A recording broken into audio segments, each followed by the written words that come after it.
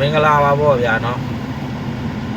Facebook ထဲမှာတွေ့ရတဲ့အတွေ့အကြုံလေးတစ်ခုဒီနေ့ share ပေးချင်တာပေါ့ကျွန်တော်ဟိုနေ့ကပြောလို့မျိုးပဲကိုယ့်ရဲ့ပိုက်တော်တွင်ကျွန်တော်အကောက်ထားမှာ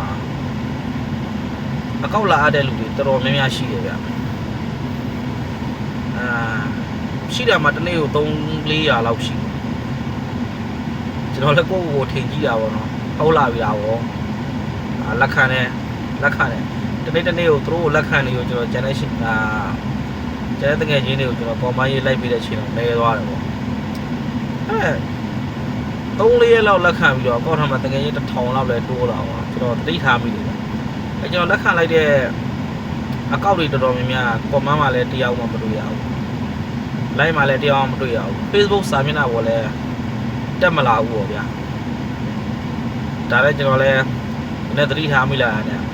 သူတို့အကောက်တွေဝင်စိတ်ကြည့်မိတယ်ပေါ့ကျွန်တော်လက်လန်းမိသလားပေါ့နော်တစ်ကောက်ချင်းဝင်စစ်လိုက်တော့ဘလို့ဖြစ်နေလဲဆိုတော့အကောက်တွေတော့ရှိတယ်ဗျဒါပေမဲ့ဝိညာဉ်တွေမရှိဘူးဖြစ်တယ်AI ရဲ့ဂျင်းမဲလားပါလားပဲပေါ့နော်ကိုအထင်ကြီးမိတဲ့ကျွန်တော်တော့မှလူမျိုးပဲအဲ့ဒါနဲ့ကျွန်တော်လည်းဝင်စစ်တာဝင်စစ်တယ်